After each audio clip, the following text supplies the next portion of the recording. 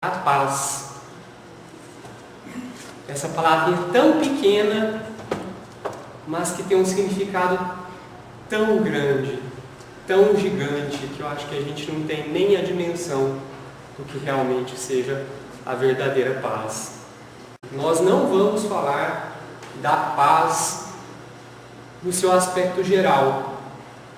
Vamos falar em específico da paz de espírito. No Livro dos Espíritos, no capítulo 2, na pergunta 23, Allan Kardec faz o seguinte questionamento aos espíritos: o que é espiritismo? E o que é que os espíritos respondem? É o princípio inteligente do universo. Então, o espírito é o princípio inteligente do universo. Então, quando falamos de paz de espírito, estamos falando de uma paz mais profunda, uma paz interior que realmente ela inicia de dentro para fora. Em um lugar bem distante, no plano espiritual, em uma das milhares de colônias que residem próximo do Brasil, havia um velho mestre que estava sentado ao lado de um de seus discípulos. Eles estavam em um lindo bosque. Ambos estavam contemplando a natureza, vendo aquelas belas árvores enormes, cada uma com belas flores, belas cores e cores diversas. Escutavam o cantar dos pássaros, que mais pareciam melodias na composição divina. Tudo de frente a um lindo lago. Um lago de água cristalina, que dava para ver assim, até o reflexo da nossa frente. Durante aquela contemplação, aquele instante de silêncio, o discípulo interrompe esse silêncio e pergunta ao seu mestre espiritual: mestre, que lugar lindo é esse? Ele fica em qual região do planeta Terra? Como se chama? O mestre respondeu: ah, caro discípulo, esse lugar fica em uma região belíssima da Terra, mais precisamente no Brasil. E aí, com o caminhar da resposta, o mestre nem percebeu, mas ele acabou soltando um dialeto que o discípulo nem entendeu direito. Mas ele falou assim: esse lugar fica em Minas Gerais. É lá em Uberlândia, no Parque Sabiá. O discípulo não entendeu nada, porque ele mudou o jeito que ele estava falando. De repente ele falou: uai, fica lá no Parque Sabiá, lá no Parque Sabiá. Ele não entendeu muita coisa, mas ambos continuaram contemplando aquela beleza. E essa era a visão espiritual do Parque Sabiá. Eles continuaram aquele momento de contemplação. E depois de alguns instantes breves, novamente, ele perguntou ao mestre: mestre, e o que eu tenho que fazer para alcançar de fato a paz de espírito? O velho sábio lentamente se levantou, convidou o discípulo a se aproximar do lago e vagarosamente foram andando próximo do lago, desviando de algumas capivaras espirituais, né? Porque se é Uberlândia, tem capivara. Desviaram e chegaram até a borda do lago. O mestre pegou uma pedra no chão e jogou bem forte no lago e perguntou para o discípulo: o que você vê? O discípulo prontamente respondeu: vejo ondas, mestre, ondas. o velho sábio: pois bem, essas ondas são como os nossos pensamentos e emoções que nos agitam. Agora, espere. Depois de alguns minutos, a superfície do lago voltou a ficar toda lisa. E o velho sábio concluiu: a paz não está na ausência de pedras e de ondas, mas na sua capacidade de esperar que as águas se acalmem. A paz de espírito nasce do que você faz com aquilo que acontece dentro de você. Já sentiram que mesmo quando tudo parece ir bem, parece que às vezes falta algo, falta uma pontinha de algo no nosso coração? Quando escutamos a expressão paz de espírito, o que será que vem à nossa mente? Vem o silêncio? Será que vem a felicidade? Ou será que a paz de espírito é simplesmente a ausência de problemas? Ou será algo talvez mais profundo? Vocês já se perguntaram por que às vezes a paz de espírito parece tão distante na nossa realidade, tão difícil de ser alcançada? O que realmente significa estar em paz? Segundo o Evangelho de Jesus e a nossa bendita doutrina espírita, paz de espírito não é a ausência de dificuldades. Paz de espírito é ter a consciência tranquila. Como que nós temos a consciência tranquila? Baseada na prática ou nas práticas do bem. E a prática do bem é o nosso caminho para a evolução.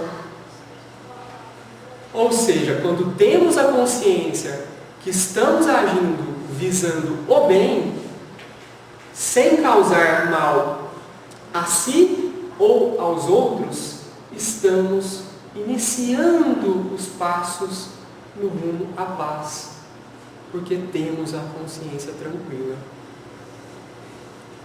O caminho para a paz é quando temos a confiança em Deus. E aí eu gostaria de novamente perguntar para vocês, para reflexão: nós realmente confiamos em Deus? Porque a confiança não é só nos bons momentos, são em todos os momentos, assim como a caridade e várias outras virtudes. Nós confiamos realmente em Deus? Porque se nós confiamos em Deus, nós confiamos nas suas leis divinas. E as leis de Deus são as leis do amor. E aí, mais uma reflexão. A gente vê, infelizmente, no mundo que nós vivemos, muitas coisas ruins acontecendo. E quando nós vemos essas coisas acontecendo, onde está a nossa confiança em Deus? Ela deve existir. Então, seja nos momentos bons, seja nos momentos difíceis. Buscar a paz é ter o equilíbrio interior. E esse equilíbrio interior é fruto da nossa reforma íntima. E como nós iniciamos esse trabalho de reforma íntima? Através das reflexões, de nossas atitudes, buscando uma evolução moral. Jesus disse: o reino de Deus está dentro de vós. Está em Lucas capítulo 17, versículo 20. Ou seja, a verdadeira paz, ela não vem de fora, mas ela é cultivada dentro de nós. Começa no nosso coração. Para buscar o entendimento do que realmente seja o sentido da paz, da nossa paz de espírito de fato, vamos iniciar primeiramente trazendo uma visão de coisas que nos tiram a paz. Então a gente vai iniciar fazendo essa reflexão de situações que nos tiram a paz, que nos afastam cada vez mais da paz. E eu gostaria de fazer duas observações. Nos meus momentos de reflexões, montando a apresentação, eu havia usado a palavra defeito, ao invés de usar sentimento. E eu fiquei pensando, defeitos, nós temos vários defeitos para trabalhar. E defeito, eu não sei para vocês, mas para mim, traz uma visão estranha, como se às vezes a gente fosse um objeto, algo quebrado, que talvez tenha que trocar. E essa não é a ideia, nós somos feitos de sentimentos. O sentimento é diferente. Ele é um estado, uma condição psicológica. Nós estamos com aquele sentimento. Então, eu acredito que seja uma forma melhor da gente trabalhar coisas que todos nós temos. E a outra observação é que ao pesquisar e refletir sobre cada um desses sentimentos, eu achei que a gente poderia, para caminhar juntos, ter o mesmo entendimento de cada sentimento. Então, o que eu fiz? Busquei no dicionário, né? Cada um dos sentimentos que eu vou trazer aqui para vocês, eu trouxe a definição no dicionário. A gente não está muito acostumado a usar mais dicionário, né? Mas eu acho que é importante para a gente realmente ter um entendimento fiel da palavra e dessa forma entender o sentimento por detrás da palavra. O primeiro sentimento que nos afasta e muito da paz é o orgulho. O que é o orgulho? É o querer estar sempre certo. Eu sou dono da razão. Esse é o orgulhoso. Eu tenho orgulho da minha modéstia. Vê se pode a pessoa ter orgulho da modéstia. É como se estivesse falando, eu tenho orgulho do meu orgulho. Eu tenho orgulho de ser orgulhoso. Quando a gente não fala no tom de brincadeira, fica feio. Se a gente traz para o significado do dicionário, a primeira coisa, altivez de quem faz alarde de suas próprias qualidades. Arrogância. Já não é muito bonito. E aí o outro adentro, quando a gente começa a fazer pesquisas no dicionário, eu não sei vocês, mas aí eu vejo, tanto que eu sou pequeno, que eu busco o dicionário para procurar uma palavra, ele me dá o significado com outra palavra que eu não sei o que é, e eu tenho que buscar 10 palavras para chegar numa. É desse jeito. Então a altivez é no sentido de considerar-se superior. É um conceito elevado que alguém tem de si próprio. É o soberbo, a soberba. É o amor próprio exposto de modo exagerado. Amor próprio é uma coisa boa, mas quando é exagerado, nada em excesso é bom. Ação que demonstra desprezo em relação ao próximo. Desdém. Como é feio, né, gente, fazer desdém do próximo, fazer pouco caso do próximo. Na visão espírita, o orgulho é a origem de muitos males. É a raiz da maioria dos nossos defeitos. Ele é visto como uma doença espiritual que impede o crescimento e a nossa reforma íntima. Por quê? Porque ele é a negação da caridade. Eu poderia citar aqui várias situações do orgulho. Eu vou citar, talvez ele esteja mais próximo da gente, da nossa família. Quem aqui não tem alguém, se não nós, alguém da família, que tem características, sentimentos do orgulho? É um ponto para a gente já refletir. E esse sentimento nos distancia bastante da nossa paz de espírito. O segundo sentimento é o egoísmo. O egoísmo é quando olhamos só para si. No seu significado, é a falta de altruísmo.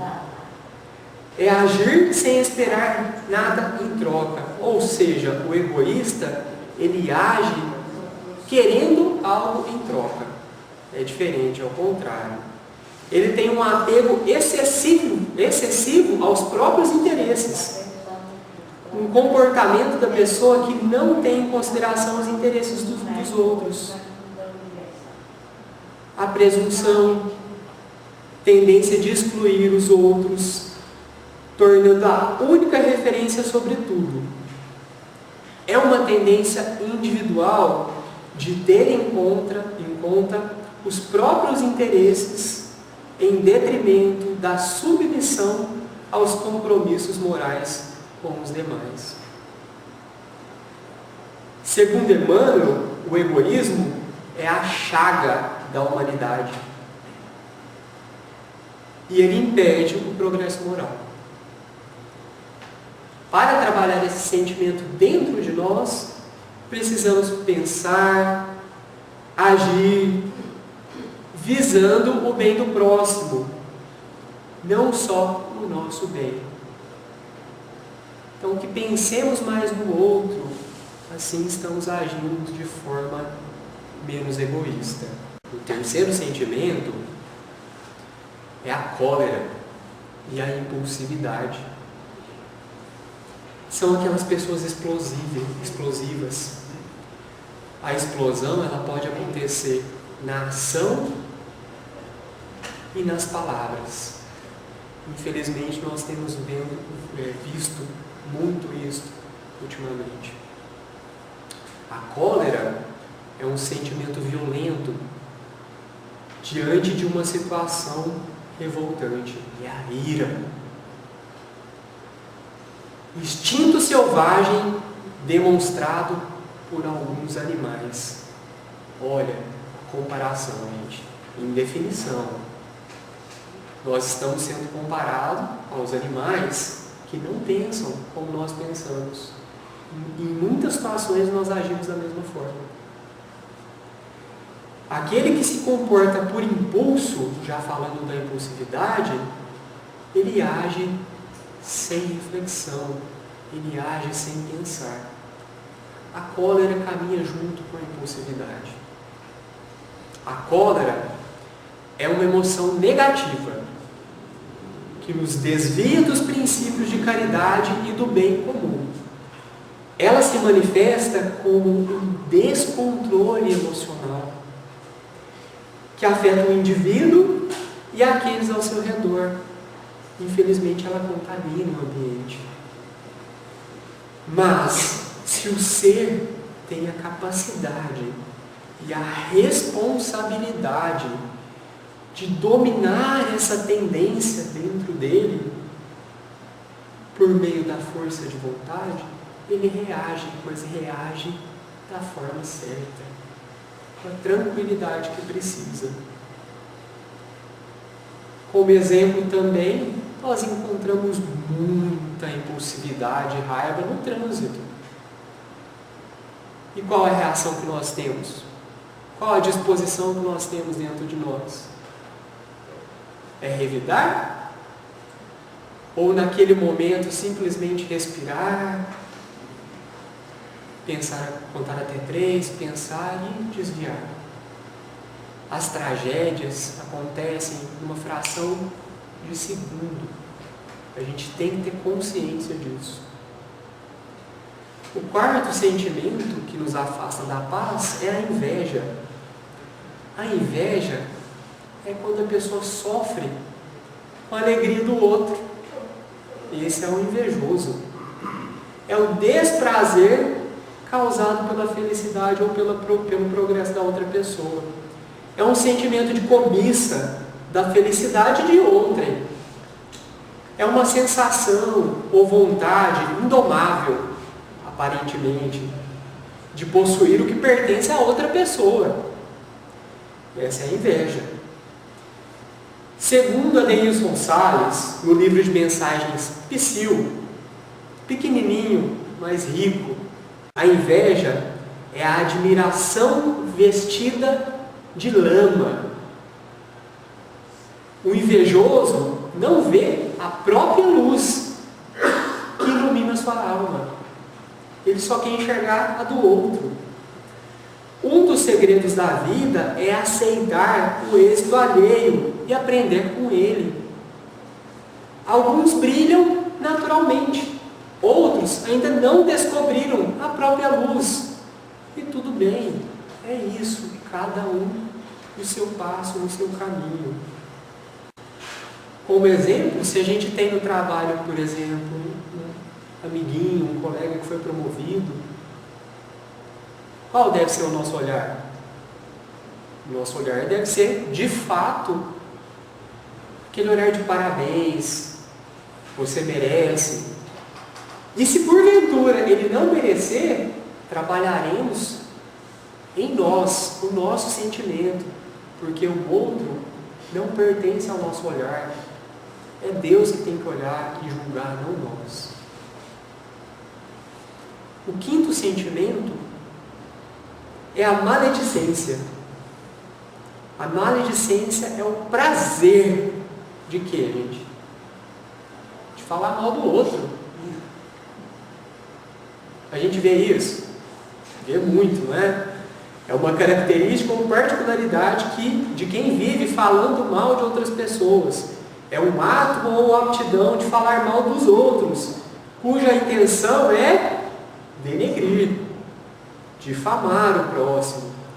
É uma fala injuriosa, maldosa. É um comentário maledicente. E isso é um ponto importante para trabalharmos em nós. O Espiritismo nos mostra a inferioridade do espírito que ainda se utiliza na maledicência. Quando ele se utiliza dessa linguagem, ele cria, sem perceber, uma psicosfera ao seu redor. E ele atrai, nessa psicosfera, espíritos afins. E quais são os espíritos afins? Não são espíritos superiores. São espíritos inferiores, zombeteiros, que às vezes querem o nosso mal, o mal do outro. Então, o simples ato de falar mal do outro nos traz essa atmosfera ruim. O sexto sentimento é a impaciência e a ansiedade, que é simplesmente não respeitar o tempo de Deus. Esse é um dos principais sintomas da ansiedade. Falta de paciência, incapacidade de suportar algo ou alguém, de se constranger ou de esperar. É a pressa, sofreguidão, desespero.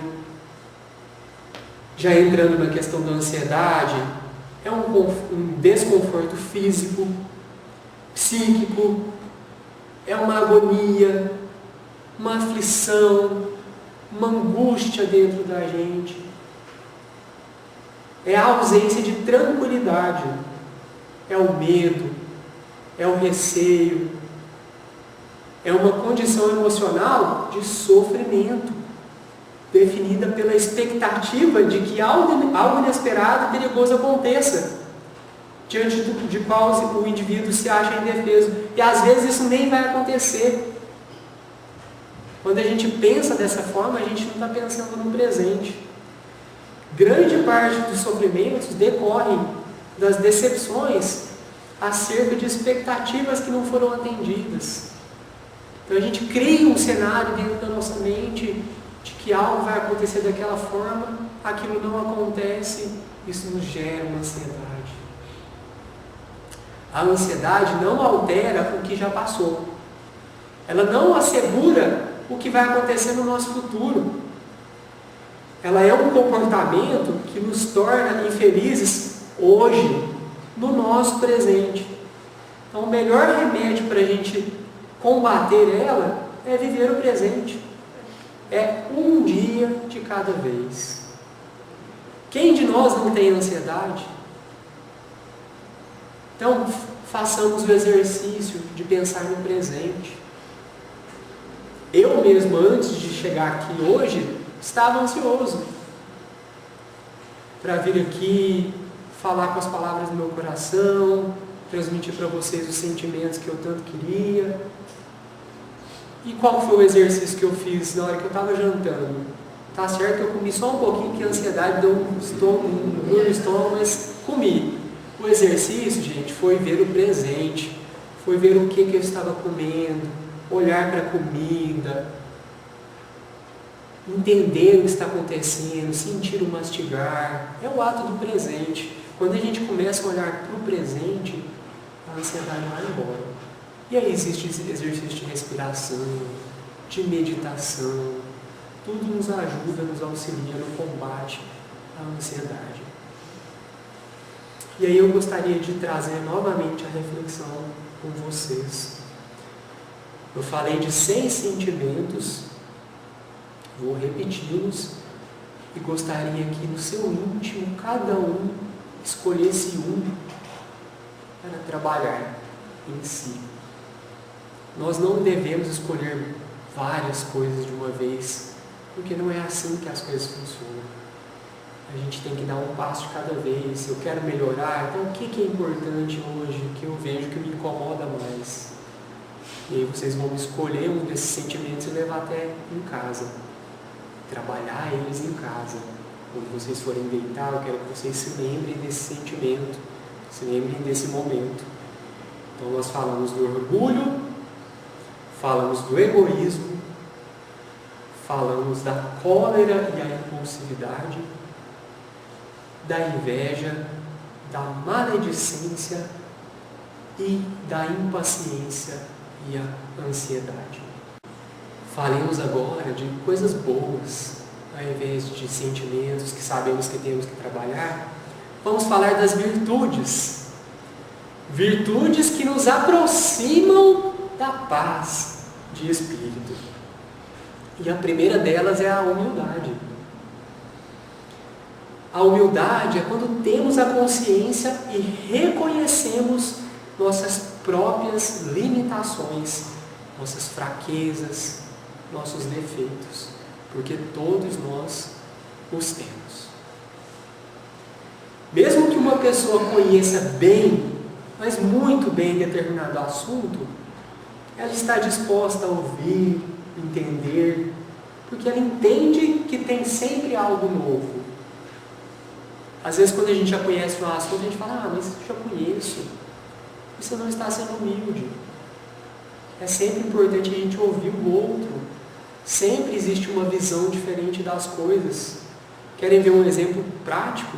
A leitura do Evangelho. Se você ler a mesma página 365 dias no ano, cada leitura vai ser de um jeito e vai nos trazer uma reflexão diferente. A humildade, às vezes, pode ser até confundida com fraqueza, mas na verdade não é. A pessoa tem uma grande força moral dentro dela. Ela só não aparece por fora, mas por dentro ela está ali presente. Uma segunda virtude é a caridade, que é o exercício do amor e da bondade em relação ao nosso próximo. O simples ato de olhar com compaixão para uma pessoa, estamos exercendo a caridade. Às vezes a gente fica pensando, eu tenho que fazer um trabalho voluntário, começar uma determinada atividade. Tem sim. Mas como que a gente dá o primeiro passo? Com os pequenos gestos. Os pequenos gestos de caridade.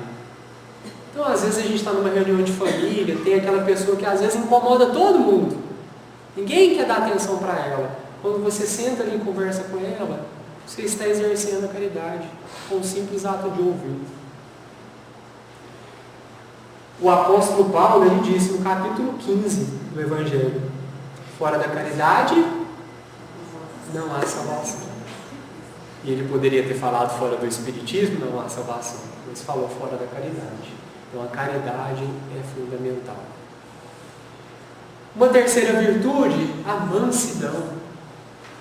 É aquela força interior que permite que a gente tome as ações com calma, mesmo naquelas situações de tribulações. Às vezes a gente está numa situação de caos, mas a gente consegue manter a calma e agir.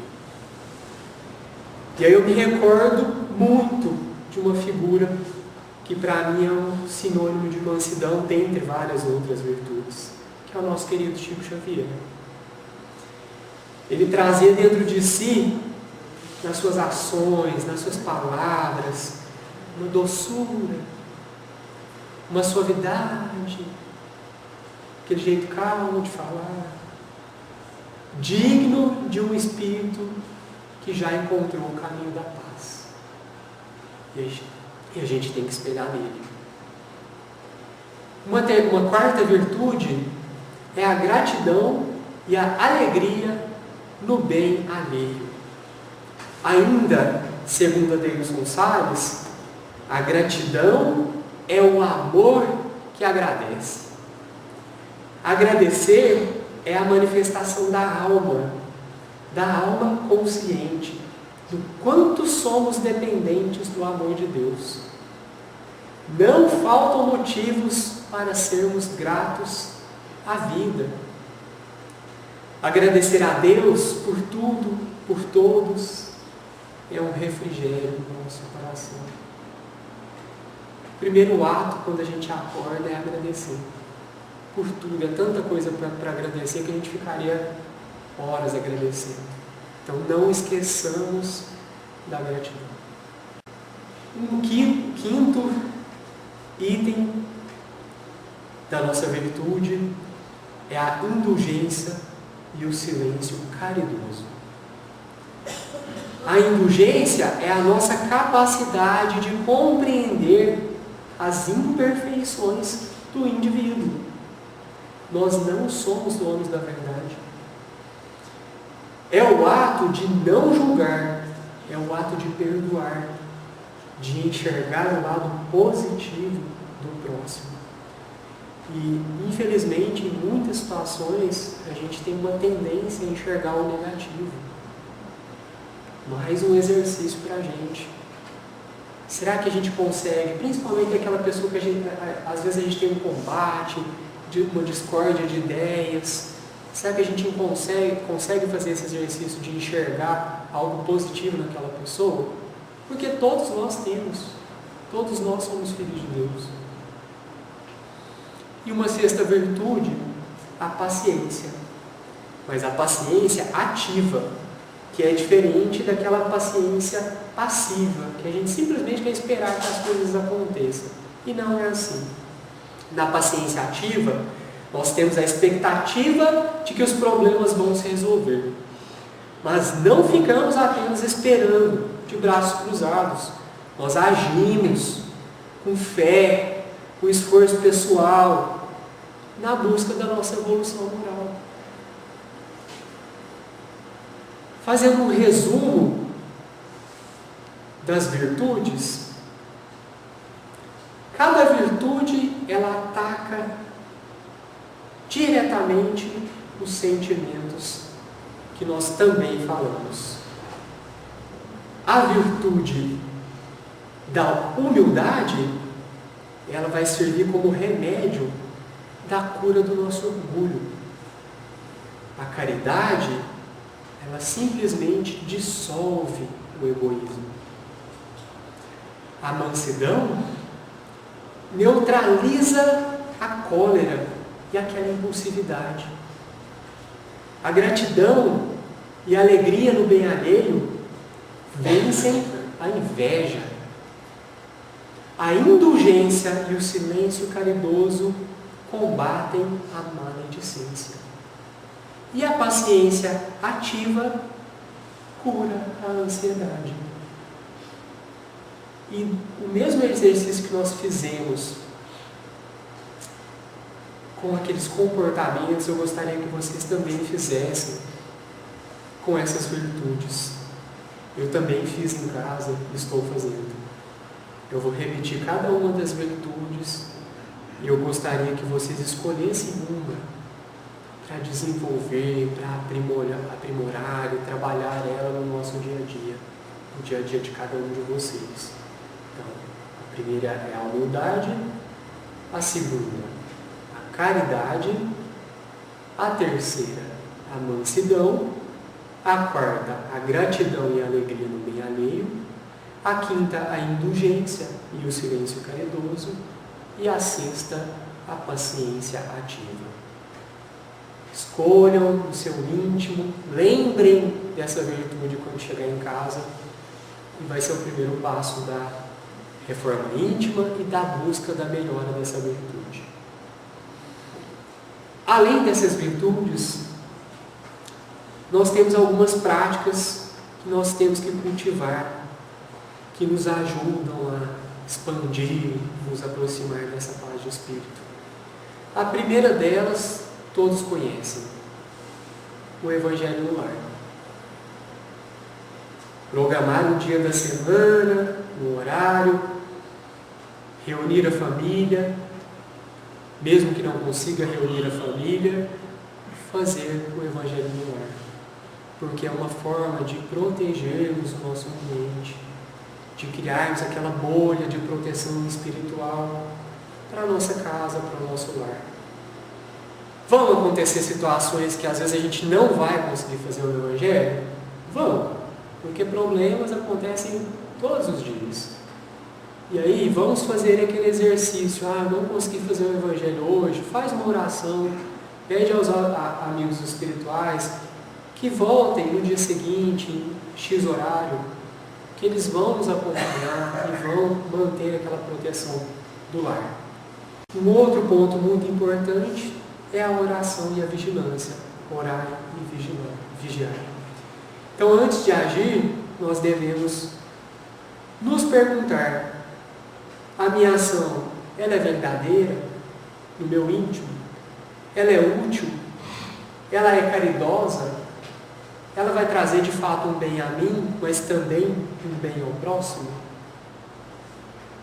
Vamos manter sempre esse pensamento em mente, que é da oração, do orar e do vigiar. O Evangelho no lar, ele nos auxilia, mas o orar e vigiar, ele nos mantém conectados com a espiritualidade a todo momento. O serviço é a prática do bem, um ato de caridade diário, não basta um momento, são ações diárias a todo momento. E a gente fala de uma ação, uma prática do bem, uma ação pequena, uma gentileza. Não são as grandes obras que nós buscamos, são as pequenas ações. É um agradecimento, é um sorriso. Semana passada eu até comentei com a minha esposa, eu estava no supermercado, escolhendo algumas laranjas, e aí um senhor se aproximou de mim, puxou o assunto, começou a conversar ali da fruta. Aí ele falou alguma coisa que eu fiquei feliz com o que ele falou, e eu dei um sorriso, né? Mas ali sem pretensão nenhuma, uma conversa comum no supermercado. E ele falou assim para mim: que sorriso lindo que você tem. A hora que ele falou isso, ele me quebrou, gente, porque você não está esperando, né? Quando você recebe algum elogio, principalmente quando você vê que é algo sincero, é muito bom. Então, olha a diferença que a gente causa na vida de alguém com um ato, um simples ato, um sorriso. Quantas pessoas que às vezes não recebem um sorriso no dia. Um outro ponto muito importante, o autoexame noturno. O que é o autoexame? É a gente avaliar as nossas falhas, como foi o nosso dia. Então a gente vai fazer aquela oração antes de dormir. Antes da oração, pense em como foi o dia. além de ser um exercício bom mental para trabalhar a nossa memória, vai trabalhar as nossas ações e as nossas reflexões. A gente vai lembrar de tudo que a gente fez, que a gente deixou de fazer, mas não das coisas terrenas, das coisas voltadas para o Espírito. E o que a gente poderia ter feito melhor. Eu agi de tal forma com tal pessoa. Eu poderia ter falado de forma diferente. Se nós não fazemos essa reflexão, nós não exercitamos a mente e o nosso espírito para que numa próxima situação que Deus nos dá para exercer o bem e evoluir, a gente não consegue. A gente fica parado, limitado. Então façamos esse autoexame noturno. E por último, dessa pequena lista, a confiança nas leis divinas. Acho que aqui não preciso nem entrar muito no mérito da questão. Nós realmente devemos confiar no nosso Pai. Só de falar é o nosso Pai. Vamos agir confiando, sem esperar nada em troca. Para contextualizar essas ideias a respeito da nossa busca pela paz, hoje eu estou cheio de exercícios, né, gente? Eu queria fazer um outro exercício, um exercício talvez mais simbólico. Ele se chama a Casa da Paz. Eu gostaria que vocês imaginassem a construção de uma casa. Vocês vão imaginar essa construção. Quando a gente começa a construir uma casa material, a gente começa por onde? Pela base, pela fundação. Nessa nossa casa espiritual, a fundação é a nossa fé em Deus e na imortalidade da alma. Fizemos a base, agora vamos levantar essas paredes, né? Aqui do fundo. As paredes representam a nossa consciência tranquila e o dever cumprido. Levantamos as paredes, agora vamos colocar as portas, as janelas. São o perdão, que permite a entrada da luz na casa. O que falta? Fizemos as paredes, as janelas, falta o teto, o telhado. O telhado é a prece. E a prece nos conecta com o alto. Acabamos a casa. Não acabamos. Eu estava esquecendo da decoração, gente. Ela tem bancos, olha que bancos bonitos e confortáveis. A decoração interna é o amor. O amor que aplicamos nas pequenas ações do dia a dia. Essa casa, ela não é comprada. Ela é construída. Tijolo por tijolo. Com esforço e perseverança. Cada um pode construir a sua casa mental, que vai servir de base para todas as situações do dia a dia. Devemos lembrar que todos nós somos espíritos imortais na jornada da evolução. As dores da vida são chamadas ao despertar da nossa consciência. Quando silenciamos o mundo e ouvimos a voz da alma, damos espaço para a presença amorosa de Deus e dos bons espíritos na nossa vida. A paz interior é uma conquista do espírito que escolhe caminhar com humildade, coragem e amor. É uma escolha. Gostaria de contar uma última história para vocês. Essa história se chama A Alma e o Viajante. Um espírito caminhava por uma longa estrada, carregando uma mala bem pesada. Dentro dela havia mágoas, culpas, ressentimentos e vários medos. Cada passo que ele dava, o fardo parecia mais insuportável, a mala mais pesada.